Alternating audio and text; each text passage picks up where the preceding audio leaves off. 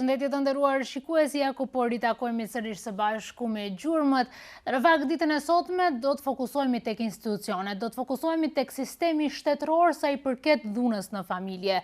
Fatkeqësisht, periudha e fundit, por jo vetëm, në fakt historia ka dëshmuar se dhuna në familje ka qenë prezente që nga format e para shoqërore dhe organizimin e parë shoqëror e deri më sot, por në fakt në një dimenzion dhe në një kohë ku ne flasim për arritje shumë të mëdha, nga ana tjetër po ashtu flasim për dhunë në familje, një prej formave më të rënda të krimit i cili mund të kryhet, për shkak se siç thonë ekspertët, në fakt ai i njëjti kryhet nga persona për të cilët ne duhet të ndjehemi të afërt dhe të ndjejmë siguri. Ne duhet të ndjejmë siguri në familje, duhet të ndjejmë siguri në shtëpitë tona dhe dashuri, dhe jo të ndjehemi të pasigurt, të kërcënuar, të cenuar, të dhunuar dhe të përjetojmë të gjitha format e dhunës në familje, të cilat vetë më ne kemi folur për to.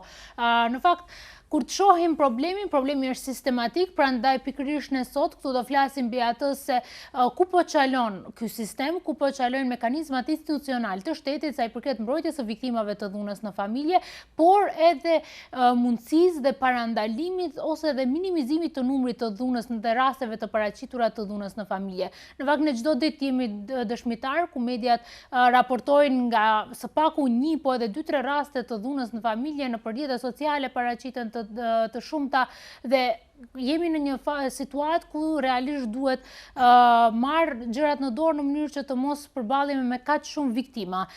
Pikërisht për të folur në këtë drejtim, së bashku me mua këtu në studio janë nga juristët e rinj, apo siç njihet ndryshe organizata edhe Mladi Pravnici. Së bashku me mua është Maja Atanasova. Zdravo Maja, dobro ni dojdem. Здраво, благодарам на поканата. Dhe Angela Силјановска Шумкоска. Здраво Ангела. Здраво, ви благодариме на поканата. Јас во моето интро кажав во кратки црти дека за жал секој ден ние се соочуваме со семејно насилство во медиумите, а не и бројот е поголем кога се работи за пријавување, и дека тука би требало да превземеме нешто за да се намали бројот и да ги заштитиме жртвите. Маја, како функционира системот кај нас? Кои се тие главните припреки, дали тоа се одвива во делот на пријавување, не пријавуваме колку што треба, или пак во истрагата, каде ги наоѓаме најголемите проблеми?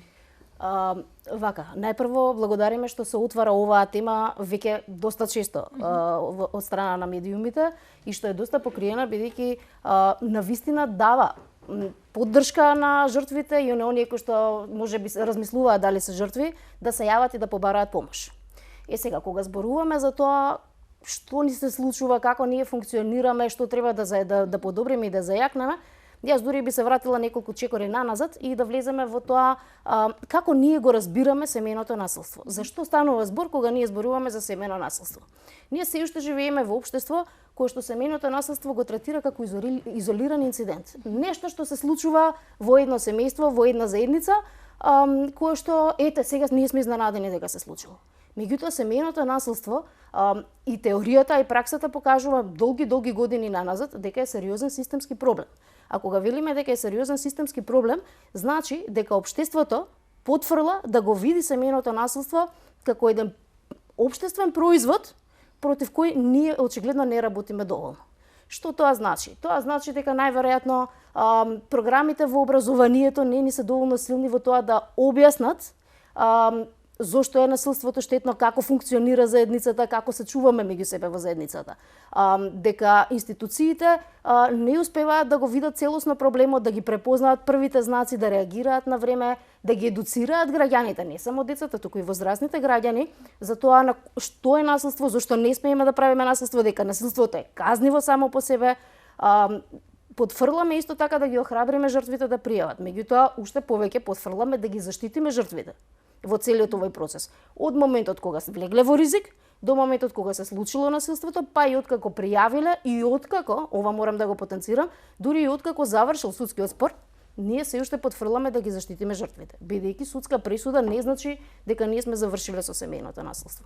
Така што имаме доста работа, меѓутоа таа работа би сакала да ја свртиме тоа да го гледаме семејното насилство како еден општествен проблем во кој што сите ние треба да ги вложиме своите најдобри напори во разбирање на тоа како настанува и исто така и што можеме да направиме за да се спречи во иднина.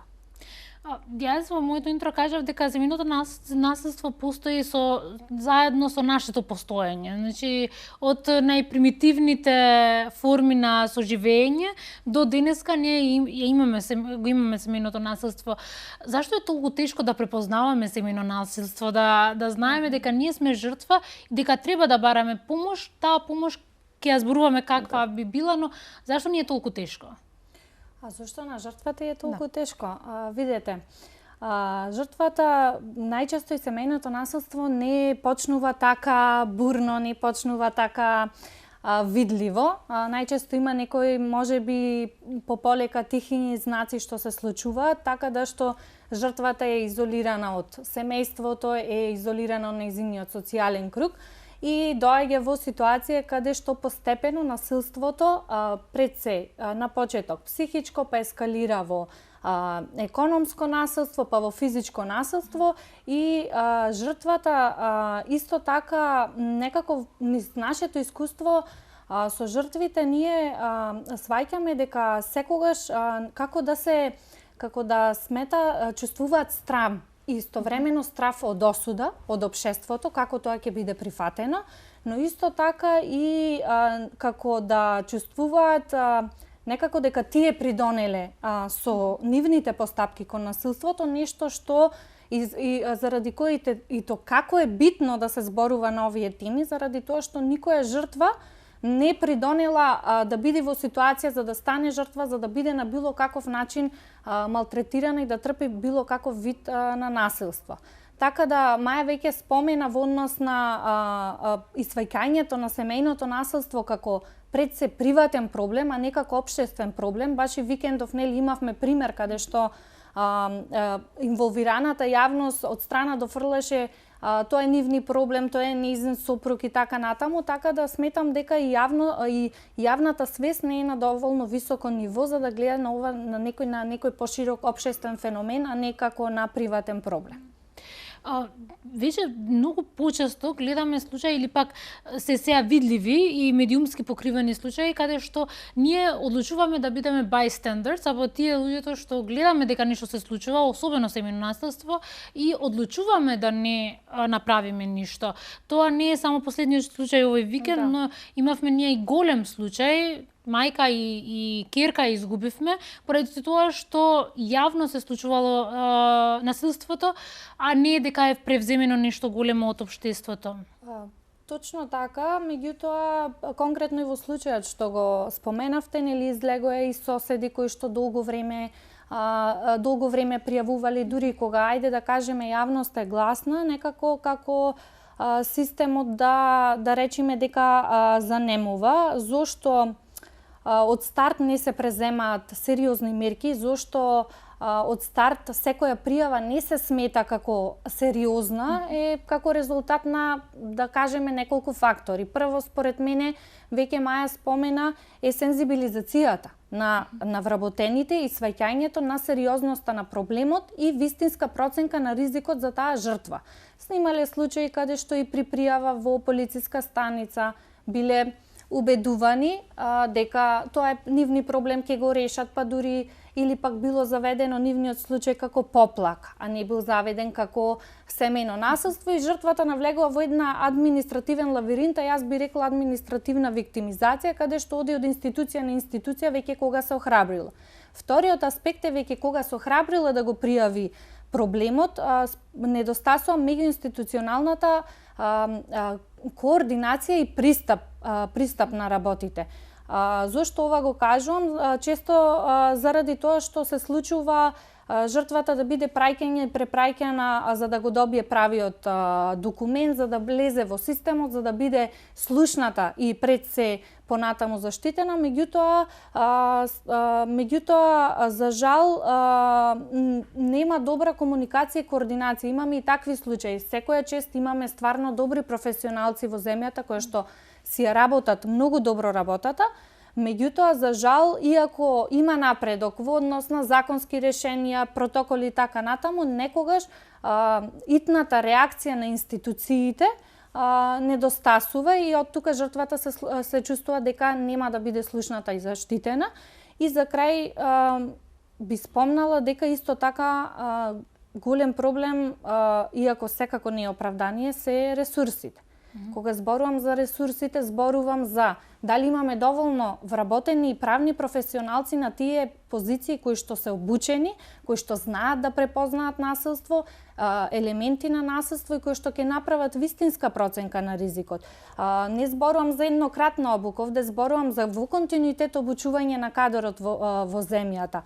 Дали имаме доволно специјализирани услуги, дали имаме каде да ја заштитиме жртвата и понатаму да на некој начин да и помогнеме во нејзиниот процес на реинтеграција во општеството. Така да мислам дека се сет на многу фактори кои што предонесуваат до тоа состојбата да е денес тука каде што е.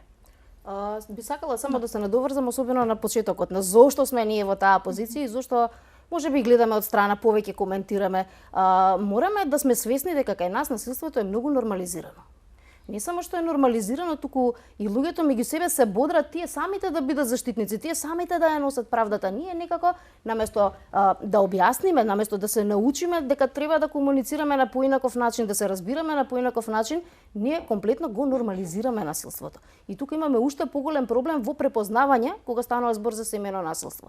Затоа што веднаш се настапува со тоа што го спомне и Ангела, а што направила жртвата, а што е така изреагирано, сигурно нешто друго се случило.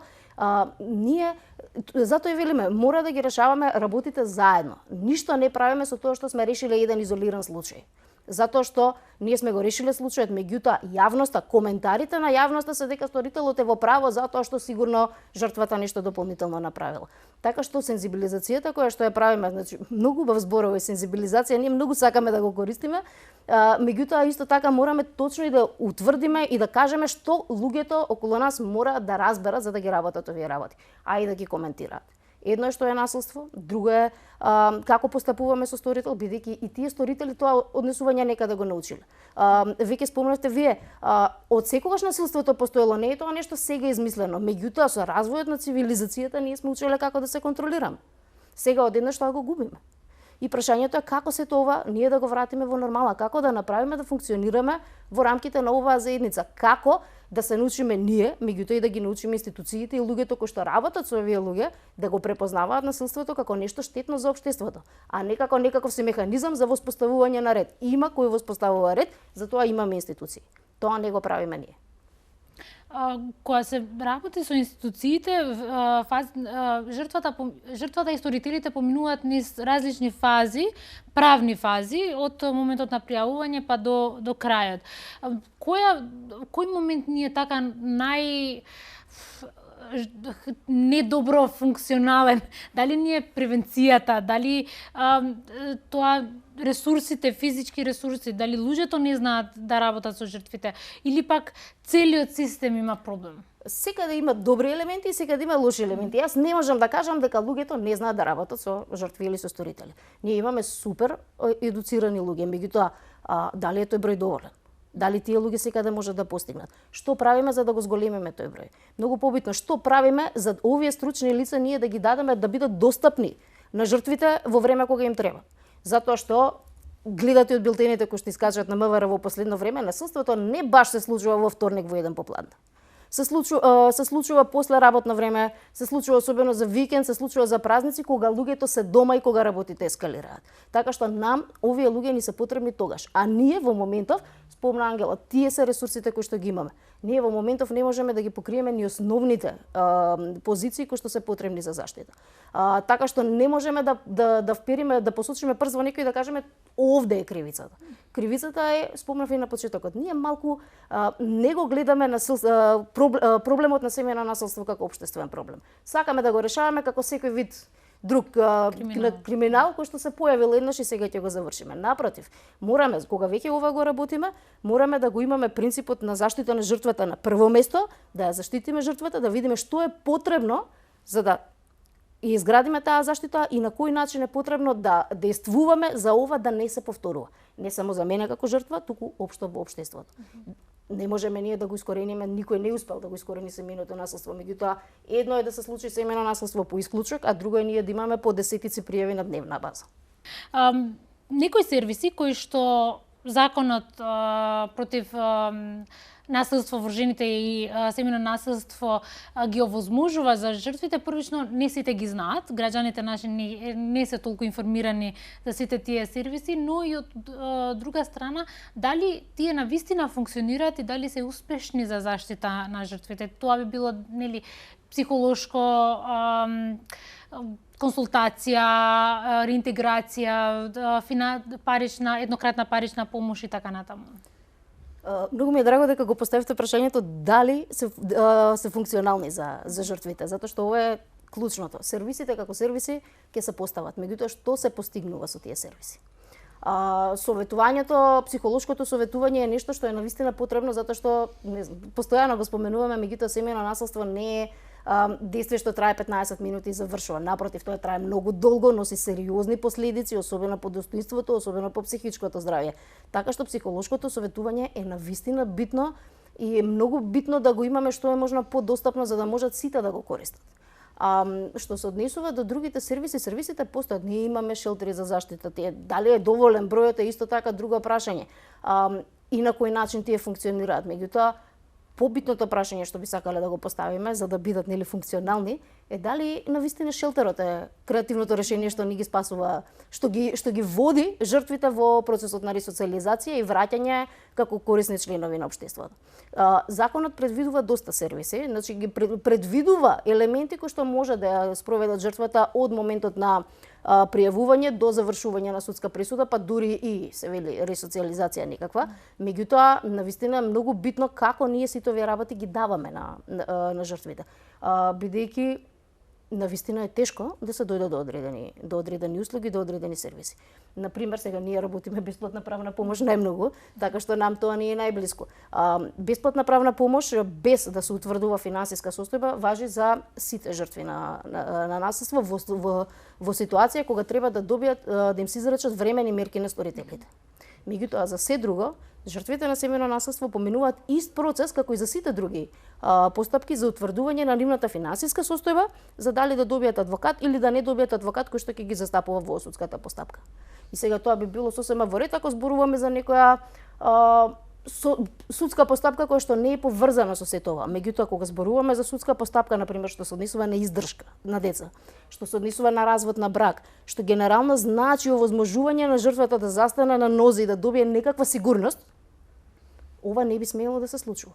Меѓутоа, законите ова се уште не го гледаат. Да. Точно така, бидејќи Маја го спомна законот за бесплатна правна помош, ние тука дури имаме веќе доставено предлози, бидејќи ние сметаме дека секоја постапка што е поврзана или произлегува од семејното насилство, треба да и се овозможи на жртвата, односно да и се овозможи бесплатен адвокат, без никакви дополнителни трошоци во сите овие постапки, развод, издршка, делба на имот, утврдување сопственост и така натаму, бидејќи кога од нашето искуство, кога ние ги понесуваме тие барања, жртвата може би го остварува онај финансиски износ над прагот што го поставува Министерството за правда, меѓутоа тука не се земаат предвид другите фактори. Дали жртвата, колку жртвата заработува, дали плаќа кирија, дали има други трошоци, деца, образование, облека и така натаму, и тие пример тие трошоци не се земаат предвид, и то како сметаме дека треба да се овозможи на жртвата целокупна бесплатна заштита, бидејќи треба да биде правно заштитена во сите овие постапки, а не да зависи од нејзината конкретна моментална финансиска состојба, а да не зборуваме за жртви кои што навистина немаат ниту финансии, пак ниту имаат помош од нивната средина и семејство. Ја спомнавте еднократната парична помош во однос на жртви на семејно насилство, таа е 15.000 денари, меѓутоа според нас апсолутно тој износ е недоволен за жртвата, ниту за да се реинтегрира, ниту пак за да може да ги покрие они основни трошоци кои што би и настанале по излегување на домот. И сега се прашуваме, повеќе пати го спомнавме општествениот наратив, коментарите на социјални мрежи и во јавноста, зошто чекала толку долго, зошто не пријавила, зошто не си заминала и така натаму. Меѓутоа, вистинското прашање е дали жртвата некогаш треба да направи избор измеѓу кров над главата за нејзе и нејзините деца или пак да излезе од насилството и да биде некогаш можеби и бездомник. жртвите треба да бидат поддржани во цел овој процес и финансиски за да можат да излезат од кругот на насилство и за да можат понатаму да имаат некој достоинствен живот. Значи сите овие услуги и сервиси се и то како потребни за една жртва да може да закрепне и да го продолжи својот живот. Од друга страна, имаме и закон за паричен надоместок за жртви на насилни кривични дела, меѓу кои таму се спомнува и семејното насилство, меѓутоа има доста забуни и во однос на законската рамка. До сега од нашето искуство жртви на трговија со луѓе има добиено таков надоместок, меѓутоа до сега немаме искуство дали жртва на семејно насилство, мислам до сега жртва на семејно насилство нема добиено таков надоместок. Така да можности треба да има повеќе, навистина и во програмите за реинтеграција, вработувањето и дообучувањето е една од мерките кои што треба државата да ги предвиди за да им се помогне на овие жртви. Значи услугите се предвидени, меѓутоа во пракса како функционираат и дали се имплементираат, не можеме со сигурност да кажеме дека навистина е тоа така. Како и дали овие мерки се направени прилагодени на потребите на една жртва. Ние можеме да зборуваме за вработување, значи во акциските планови секоја година што ги објавува Агенција за вработување, секогаш има предност на жртви на семејно насилство. Меѓутоа, дали сме размислиле дали таа жртва е способна во моментов да работи? Дали е целиот тој процес покриен? Дали знаеме каде ќе одат децата кога она ќе биде на работа? Дали е тоа дополнително организирано? Има многу прашања кои што мора да се земат предвид. Законот и овие мерки не може тоа да го решат. Доколку ние не ги земаме предвид најпрво интересите и потребите на жртвата, што тоа значи, што тој емоционален, тоа реално значи за да се појави некаде било каде, мерките генерално ќе не бидат џабе. Убаво што ги имаме, меѓутоа ова е еден апел до сите нас да размислуваме на таа тема и да пробаме да го правиме светот да биде прилагоден на потребите на луѓе кои што излегуваат од сериозни страшни ситуации кои што им влијаеле многу. Спомнавте правна помош, бесплатна правна помош. Вие комуницирате директно со жртвите кои што после тоа можеби да продолжуваат со правна постапка или пак не. Каква е ситуацијата во реалност со жртвите? Како тие се чувствуваат? Како е нивната наратива за случајот? Колку тешко е за нив да го земат првиот чекор и да побараат помош од вас и да се стигне до изречените мерки? Видете, до нас, до граѓанскиот сектор генерално, и можеби не им е толку тешко заради тоа што знаат дека се во некоја безбедна зона каде што можат се да кажат, меѓутоа во суштина да не се преземи ништо. Проблемот настапува, реалноста е дека сите условно кажано проблеми започнуваат со пријавата, тоест за жртвата тоа значи реалност. Тоа значи дека веќе почнува и влегува во постапка од која што нема назад. Сторителот ќе биде известен, можеби ќе се изречат мерки и сето тоа на жртвата и ствара некаков страф. Веќе исполнав, имаат страф од осуда, имаат страф дали имаат каде да живеат. Значи имаат милион прашања бидејќи се наоѓаат во некоја неизвестна ситуација, што ќе се случува, сакаат да бидат информирани. Кога ќе пријавам, како оди постапката, која институција и често заради сите овие моменти ние и ги придружуваме жртвите до конкретно до полициски станици, до центри за социјални работи за да им бидеме на некој начин поддршка во цел овој процес. Има и жртви што се свесни, меѓутоа треба исто така да бидеме дека го доживуваат насилството, меѓутоа исто така треба да имаме во предвид дека има и жени кои што не се свесни дека тоа е насилство и мислам дека никогаш нема да заборавам после некоја ваква емисија кога се зборуваше за семејно насилство, села една странка од рурална средина и почнува да ми кажува само што се породив, сопругот вака ме навредува, ова ми вика неспособна, се ќе ги земам децата, почнаа ме тепа. И прашањето нејзино беше дали ова тоа што го слушам на телевизија, дали ова е тоа семејно насилство. Така да треба да имаме предвид дека и некогаш, како што кажа Маја, зборувањето на самата тема може да ги освести и да ги охрабри дека тоа не е нормална појава и дека треба да побараат помош. Која се почнува постапката за домерките, бидејќи мерките се многу важни за да се стигне заштита првична физичка и психофизичка за жртвите. Колку е лесно да се изречат кај нас мерките, колку е тешко да се почитуваат од страна на сторителите и колку навистина се изрекуваат мерки кои што се и со закон наведети, деки со закон знаеме дека може сторителите треба да се отстране од домот, заедничкиот дом, па е жртвата да живее таму, например, една од мерките.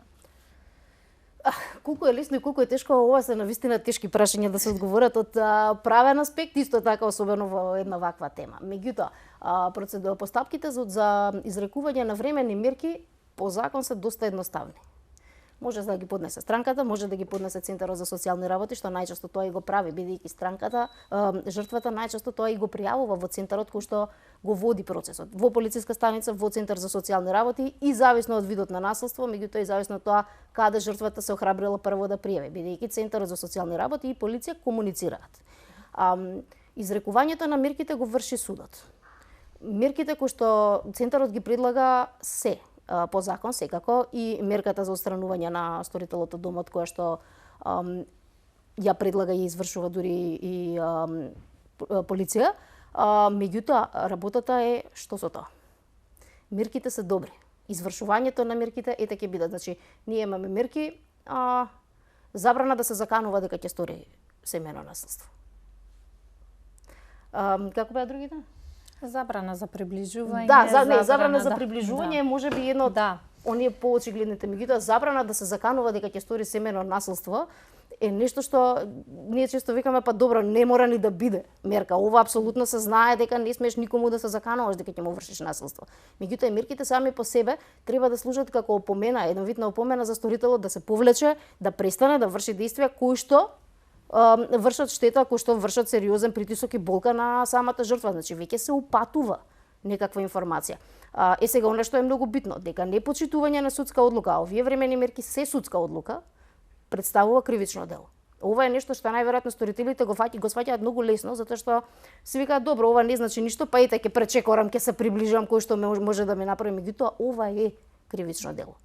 Праќање пораки кои што со мерката се забранети исто така представува кривично дело. Сите овие елементи се кривични дела. И сега повторно товарот е на жртвата да пријави и да каже здраво, јас го имам ова решение, меѓутоа сторителот го прави ова повторно. Па тогаш веќе се иницира постапка по кривичен закон за непочитување на судска одлука. Се случува често сторителите да не ги почитуваат овие мерки? Видете, дали им информација? Во пракса се случува и да ги почитуваат и да не ги почитуваат, секако тоа се случува. Според мене најсензитивно и најпроблематично е особено кога има заштитни мерки, меѓутоа кога станува збор за жена која што има деца заедно со сторителот, најчесто децата не се опфатени со тие мерки, односно се смета дека жртвата преживеала насилство и дека мерките се однесуваат за нејзе, меѓутоа за сторителот продолжува, како да кажам, неговото родителско право редовно да остварува контакти со децата и порано се поставуваше прашањето зошто ги повлекуваат кривичните пријави. Дел од нашето искуство токму тоа кажува, дека самото предавање на жртвата на децата понатаму се користат како адут за понатамошна виктимизација на жртвата, ни укажа на тоа дека многу често тоа е причината, децата се причината зашто жртвата ги повлекува пријавите претходно што ги имала. Сега да се надеваме дека со измените на новиот кривичен закон тоа нема да се случи, меѓутоа исто така сметаме дека во овај почетен сензитивен период каде што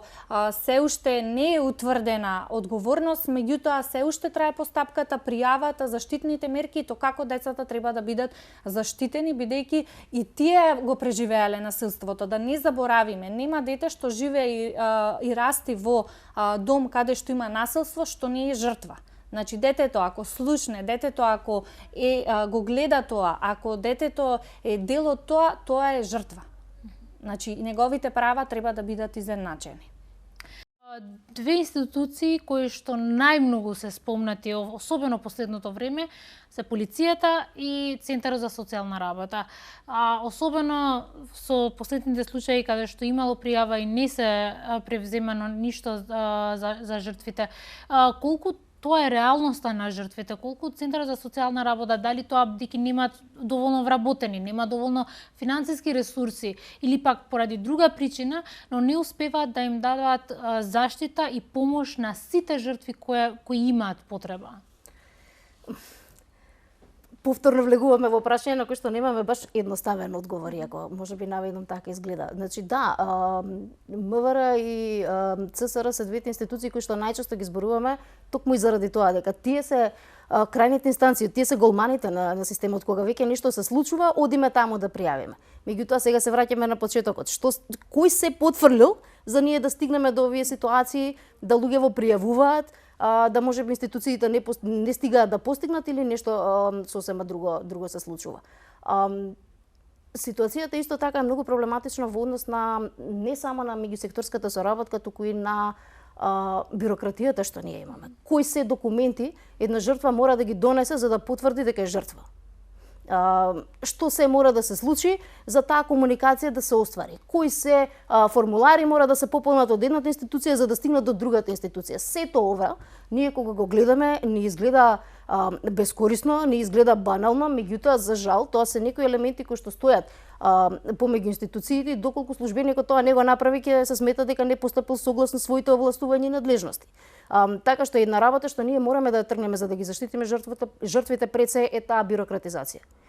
Не може нам да ни се случи за да чекаме ние да добиеме потврда дека жртвата е жртва, а за да ја добие таа потврда дека треба да донесе точен документ од точна здравствена установа за да може тоа да се оправда во Центарот за социјални работи за жртвата да ја добие оваа потврда, која што всушност не е потребна за да обезбедиме адвокат на пример. Така што сите овие работи неверојатно многу го отежнуваат процесот. Оно што ние постојано го бараме малку да ја веруваме на жртвата за промена, наместо да ја тераме жртвата да биде таа што оди на секоја врата да се докажува дека навистина е жртва, дека не ја измислила приказната или слично, да ја дадеме прво довербата, да ја заштитиме жртвата, па потоа да ги следиме сите овие работи. Ако го направиме ова, јас верувам дека ќе видиме ние некоја разлика и во однесувањето и во постапувањето помеѓу институциите, и во забрзувањето на постапките, па и можеби во поитно и побрзо завршување на процесите, и можеби нема ни да стигнеме до тие нивоа на семејно насилство кои што завршуваат во весник. Можеби ќе стигне, можеби ќе се спречи уште на самиот почеток. Затоа што една од причините поради кои што жртвите чекаат, трпат додека нештото не ескалира е точно и ова, затоа што кој сега па ќе изгуби, кој па сега има 2 недели да се шета по сите институции, да ги собере сите документи за да добие некаква потврда. Дали од овие последни и големи случаи кои што ги доживеавме како општество, дознавме колку системот не ни функционира како што треба и дали има нешто подобрување? Мислам дека институциите и делумно се свесни за пропустите, беа нели покренати и интерни постапки да се види каде биле и што биле пропустите. И исто така на иницијатива на министерствата кои што ги напоменавме, формирана е работна група за итни измени, тоест дополнување на законот за спречување на насилство врз жените и семејно насилство, кои што ќе придонесат кон брза и поефективна заштита. Меѓутоа треба да видиме понатаму како ќе се одвива работата на работната група во која дел сме и ние. Значи е при крај, така да проблематиката повторно ќе биде покрената пред влада и пред собрание. Треба да се надеваме дека и ќе има политичка волја да се направат сите овие промени. Така да останува да видиме дали е зголемена свесноста или пак и спремноста да се направат промени, или пак ова е резултат како да кажам, резултат на притисокот што се створи цел овој изминат период заради сите овие случувања и настани. Можеме да зборуваме на тоа на која насока ќе бидат измените во законот или чекаме до Да, најдобро е да видиме како ќе се добиваат насоките, измените се повеќе за итно веднаш постапување по пријавата на жртвата, офаќање на детето во цела таа заштита, меѓутоа ќе видиме што ќе биде прифатено и какви ќе бидат последните измени. Очекуваме овие месеци да имаме значи промени во законот. Па да. Ако поминуваат и во собрание. Да. Колку е важно да имаме вакви промени, но не само законски, не само пропишани. Да, точно така. Апсолутно. Реално законите и подзаконските акти така натаму нас не се добри. Секогаш има можност за подобрување и напредување, меѓутоа кај нас секогаш проблемот било имплементацијата. И тоа секогаш не може ние да го ставиме товарот на вработените кои што го имплементираат. Како што кажа Маја, пошироки се проблемите, значи од бирократија, од можности, дали во моментот има начин, пример, каде да се смести жртвата, некогаш не е ни до самите вработени, така да исто така дали вработените се обучени да го имплементираат законот, дали се запознаени со имплементацијата на законот. Со законот за спречување на насилство во жените и семејно насилство требаше да се сменат низ за други закони кои што не се смени и затоа можеби настана пропусти. Имате формулари за проценка на ризик и така натаму, меѓутоа дали тие навистина се прават како што треба. Значи дали лицето кое што излегува на терен по пријавата навистина може и знае каква таа проценка да ја направи. Затоа ни се битни кадрите и државата искрено ова треба да го стави на приоритетна листа и не може секогаш товарот да се става само на вработените кои што го имплементираат, туку државата треба да инвестира за да може на некој начин да влијае и да придонесе кон заштитата на жртвите. Дали гледаме дека во блиска иднина ќе имаме намалување на број на семејно насилство, дека системот ќе почнува да функционира целосно? Видете, јас сум многу задоволна дека ако ништо друго жртвите препознаваат веќе дека се жртви, се јавуваат на телефон, бараат заштита. Во граѓанските организации тоа е така, а ние меѓу себе и сме поврзани за да можеме да им ги овозможиме сите сервиси кои што ние ги нудиме. Така што веќе тоа е еден многу голем чекор. Штом жртвата се јави и е подготвена да започне нешто, и тоа повторно, штом жртвата се јавува кај нас, значи не зборуваме за ургентна ситуација, не зборуваме за физичко насилство кое што завршило во болница или слично, туку зборуваме за препознаено насилство, кое што жртвата би можела да го скрие доколку сака. Меѓутоа жртвите се јавуваат веќе. Тоа започнува. Тоа е за мене можеби најголемиот напредок. Зошто? Затоа што колку е поголем бројот на жртви кои што ја бараат заштитата, кои што дали со помош на нас или со некој друг одат по институциите и бараат да ја добијат поддршката која што им следува и заштитата која што им следува, тоа е веќе притисок кој што самиот природно ќе го менува системот.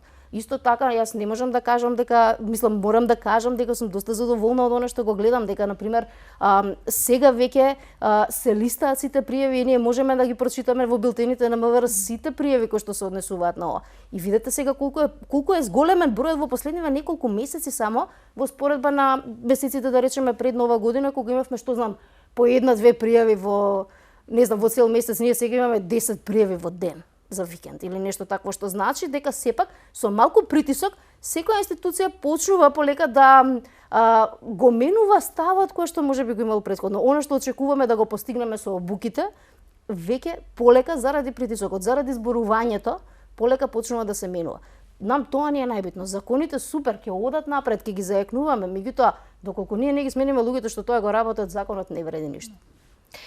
Ние сме при крај на нашиот разговор. Јас се надевам дека следниот пат кога ќе бидеме заедно, веќе ќе зборуваме за многу позитивни работи кои што се смените во системот. Ви благодарам многу за времето. Ви благодарам. Ne këtu mbyllim emisionin për ditën e sotme, patjetër ne flasim mbi problemet të cilat i ka sistemi, mangësitë dhe zbrastirat, por patjetër gjithmonë nuk harrojmë të themi të raportojmë dhunën në familje dhe raportoni atë në momentin që ju dini që ju vetë jeni viktim apo dikush tjetër është viktim, ta raportoni atë qoftë në stacionin më të afërt policor, qoftë në qendrën për punë sociale dhe të mundemi të shpëtojmë apo të rregullojmë jetën e dikujt, sepse patjetër të jetuarit në dhunë në familje nuk është obligim dhe do duhesh të jetë patjetër i sankcionuar kryerësi i dhunës në familje. Ne me kaq mbyllim emisionin për sot, ju lëm takim nesër në po të njëjtin orar.